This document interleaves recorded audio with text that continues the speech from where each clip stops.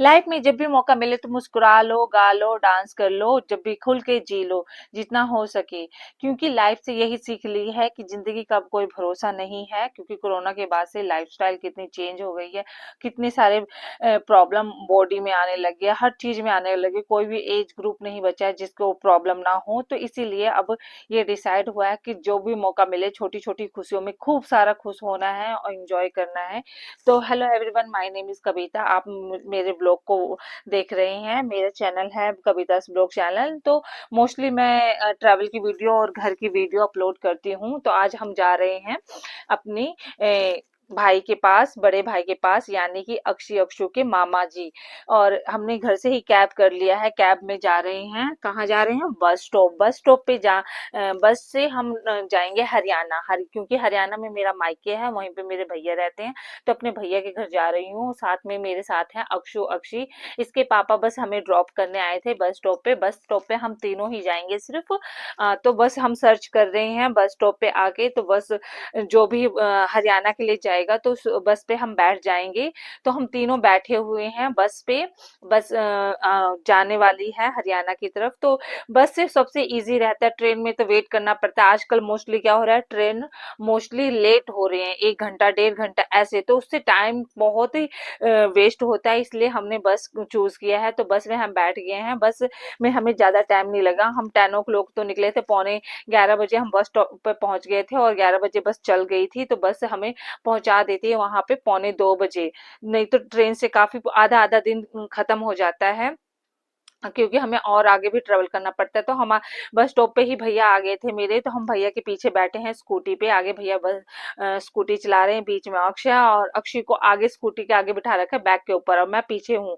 तो मैं वीडियो बनाते हुए शूट करते हुए जा रही हूँ कि हम अब भैया के घर जा रहे हैं। तो पीछे ये हरियाणा का वीडियो देखो, कितनी क्लैरिटी है, कितना मतलब कि इतना प्रॉब्लम नहीं है जितना पोल्यूशन की प्रॉब्लम दिल्ली में है ना। तो वैसे भी अब तो जब बारिश होगी है तो बारिश के बाद ये पोल्यूशन वगैरह का तो प्रॉब्लम हट गया है।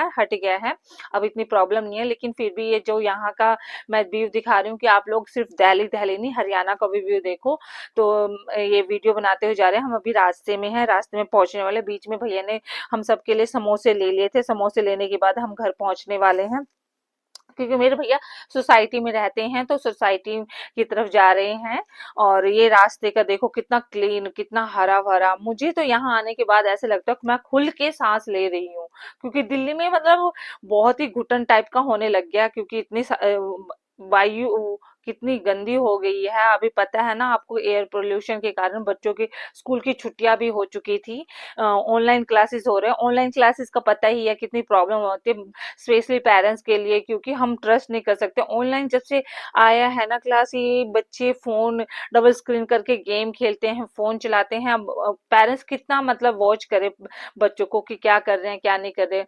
बट स्कूल में रहते हैं तो हमें पता है कि कुछ ना कुछ तो सीख ही रहे होंगे, स्कूल में इतनी प्रॉब्लम नहीं होती। लेकिन घर पे फोन के साथ रहना, वो भी 8-8 घंटे, बहुत ही प्रॉब्लमेटिक है।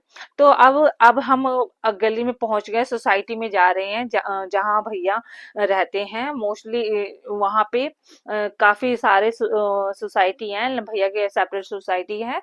तो हम वहां पे जाने वाले हैं।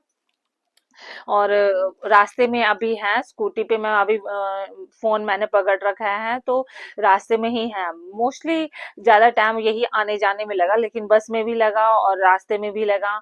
तो अब मेरा कहना यही है कि जब भी मौका मिले तो हमें निकल जाना चाहिए। लेकिन हमारे लिए बहुत ही खुशी की बात थी, क्योंकि मेरे भैया का मतलब बेबी हुआ है, बेबी बॉय। तो हम उसी के सेलिब्रेशन के लिए जा रहे हैं। तो हम यहाँ पे सोसाइटी में पहुंच गए हैं। वही फ्लोर यहाँ पे है, और ये देखो ये आ गए हैं हम यहाँ पे। अक्षय भी अब उतर गया, ये आगे ऐसे बैठी थी स्कूटी पे, उसको बैग नीचे दे दिया तो उसके लिए भी सीट अवेलेबल करा दिया था, तो वो सीट पे ही बैठी थी।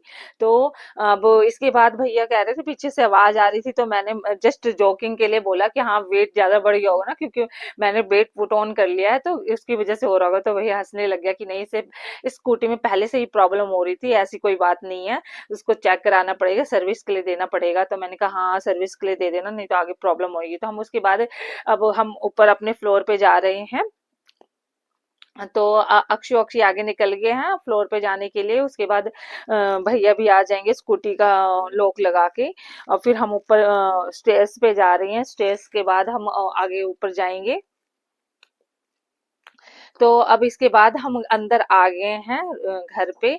तो वही मैं, वो अक्षी को मैंने गोद ले रखा, तो मैं दिखा रही हूँ जैकेट पे अक्षी के जो ड्रेस का सारा फर ना मेरे जैकेट में चिपक गया है। ये लवन्या, नोटी लवन्या है, आगे कैमरे के आगे आके अपना टन दिखा रही है। उसके बाद इन दोनों कजन का मस्ती टाइम स्टार्ट हो गया। तो दोनों मस्ती में अपना झूम रहे हैं दोनों, क्योंकि काफी काफी टाइम हो जाता है हमें। 1 ईयर में ही जा पाते हैं, आ पाते हैं, इतना जल्दी आना जाना नहीं होता। क्योंकि अगर पास में होता है तो आना जाना इजी रहता है, लेकिन लग जाते हैं हमें 4 4 घंटे, 5 5 घंटे। इसकी वजह से इजी नहीं रह पाता। तो हम बहुत ही रेयर ही जा पाते हैं। मोस्टली तो वैसे हम राखी में ही जाते हैं, लेकिन ये बीच में सेलिब्रेशन का टाइम आ गया था तो हम यहाँ पे आ गए हैं। तो फिर किचन में मैंने वही सोचा कि अब कुछ बना दूं, क्योंकि भाभी अभी तो छोटा बेबी है। तो मैंने सोचा आते ही मैंने किचन में कुछ बना दूं। तो फिर वही मेरा बेटा पूछ रहा था मम्मा क्या बना रहे हो, तो मैंने कहा इजी बना देती हूँ, फटाफट हम खा लेंगे। फिर आलू की भुजिया और पराठा, वो इजी रहेगा खाना।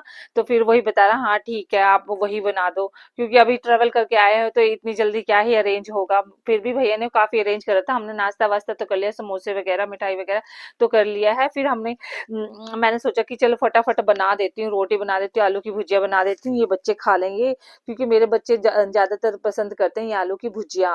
मोस्टली लोगों को पता नहीं होगा आलू की भुजिया क्या होता है। आलू को डीप फ्राई करना होता है, नमक जो भी मसाले वगैरह डाल के। उसके बाद इन सबकी मस्ती स्टार्ट हो गई थी। एक के मामा है, एक के चाचा हैं। तो ये दोनों के दोनों, लवन्या टाइकोंडो जाती है, मेरा बेटा कराटे जाता है। तो उसी की प्रैक्टिस वो करके दिखा रहे थे कि कौन टच कर सकता है। तो फिर इन दोनों की प्रैक्टिस भी छूटी हुई है कि एग्जाम टाइम था तो ब्रेक भी, बीच में ब्रेक ले लिया। तो वही इन दोनों की मस्ती चल रही है। फिर उसके बाद ये अलग देख रही है कि हाँ मुझे भी करना है। दोनों एक दूसरे से अपना कंपटीशन कर रहे हैं कि हाँ मैं सबसे ज्यादा टच कर पाई, वो कह रहा मैं टच कर पाई। तो फिर इन दोनों का ऐसे ही चल रहा है। ये बीच वाला मेरा भाई है। एक्चुअली मेरे 3 ब्रदर हैं। सबसे बड़े भैया के घर में आई हूँ मैं, तो ये बीच का है, और छोटे वाला से भी मिलवाती हूँ, लास्ट में आएगा वो। अभी कुछ जरूरी काम से बाहर गया हुआ है। तो फिर इसके बाद यही सब चलता रहा। फिर मैंने उधर खाना भी बना लिया। फिर मैंने कहा कि चलो अब जल्दी जल्दी खा लो। तो इन दोनों की मस्ती खत्म नहीं हो रही थी। मैं कह रही थी बस करो बस करो, लेकिन नहीं चल रही थी। इसको बीच में वो प्रॉब्लम भी हो गई। तो फिर उसके बाद मैंने अपने भाई के साथ भी मस्ती की, मैंने भी की कि चलो थोड़ा सा रील बनाते हैं। तो कह रहा हाँ चल ठीक है, क्योंकि मेरा भाई तो साथ देने में तैयार हो जाता है। ये मेरा छोटा भाई है, इसके लास्ट में आया था। तो मैंने कहा चल भाई रील बना के, वो हंसने लगे। ठीक